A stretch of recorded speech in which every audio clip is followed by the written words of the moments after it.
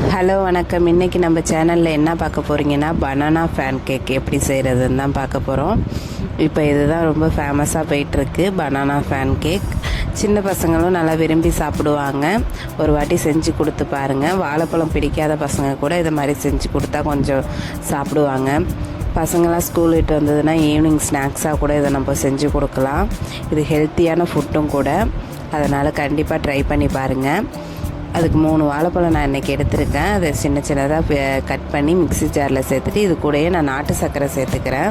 நீங்கள் வெல்லம் இருந்தால் கூட சேர்த்துக்கலாம், இல்லைனா ஜீனி கூட சேர்த்துக்கலாம். நான் நாட்டு சர்க்கரை தான் சேர்த்துருக்கேன். நாட்டு சர்க்கரையும் உடம்புக்கு கொஞ்சம் நல்லது தான்.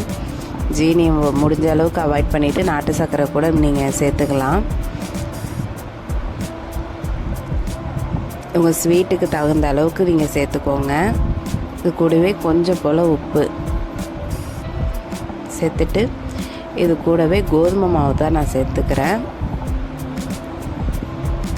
கோதுமை மாவு சேர்த்துட்டு கொஞ்சமாக தண்ணி ஊற்றி இதை நம்ம அரைச்சி எடுத்துக்கலாம்.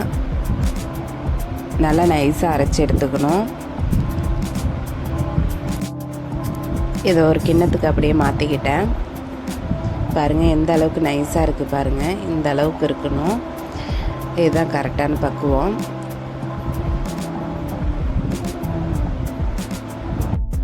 இந்த மாவு கூடயே நான் ஏலக்காய் பொடி சேர்த்துக்கிறேன். நான் தட்டிட்டு சேர்த்துருக்கேன்.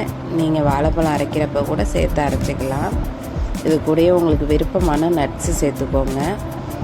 நான் இன்றைக்கி முந்திரி, பாதாம் இதெல்லாம் சேர்த்துருக்கேன். இதெல்லாம் சின்னதாக கட் பண்ணி வச்சுருக்கேன். இப்போ அடுப்பில் ஒரு டவா வச்சு அதை சூடு பண்ணிக்கிட்டு நெய் சேர்த்துக்கிட்டேன். நெய் சேர்த்ததுக்கப்புறம் நம்ம இதை ஊற்ற ஆரம்பிச்சிடலாம். பாருங்கள், ஊற்றிட்டு அது மேலே நம்ம நட்ஸை போட்டுக்க வேண்டியதுதான். இது மேலே லைட்டாக நெய் ஊற்றிக்கலாம். அது நல்லா வெந்து வரணுங்க. நம்ம திருப்புறப்போ கொஞ்சம் வலுவலுன்னு இருக்கிற மாதிரி இருக்கும். நான் கொஞ்சம் மீடியமாக இருக்கிறப்பயே நான் திருப்பிட்டேன், அதனால் அது நவுந்து போச்சு.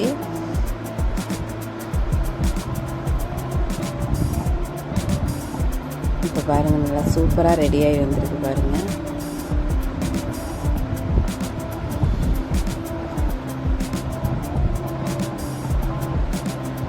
அவ்வளோதாங்க, பனானா ஃபேன் கேக் ரெடி ஆகிடுச்சு. இது குழந்தைங்களுக்கு கொடுத்தாலும் நல்லா விரும்பி சாப்பிடுவாங்க. இப்போ மற்றதையும் நம்ம ஊற்றி எடுத்துடலாம்.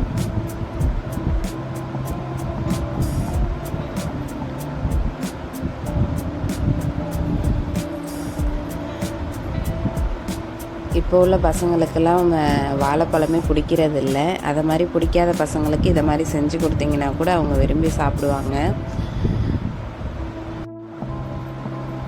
இப்போ இருக்கிற மாவு எல்லாத்தையுமே ஊற்றி எடுத்தாச்சு. பாருங்கள், நம்மளோட ஃபேன் கேக் நல்லா ரெடியாகி வந்துடுச்சு. இது சாப்பிட்றதுக்கும் ரொம்பவே சூப்பராக இருந்தது. நீங்களும் ட்ரை பண்ணி பாருங்கள். இதை மாதிரியே ட்ரை பண்ணலாம். இதில் நிறைய இந்த பேக்கிங் சோடா அதெல்லாம் நம்ம சேர்த்தோன்னா குழந்தைங்களுக்கு கொடுக்குறதுக்கு கொஞ்சம் செட் ஆகாது. அதனால் இதை மாதிரியே ட்ரை பண்ணி நம்ம குழந்தைங்களுக்கு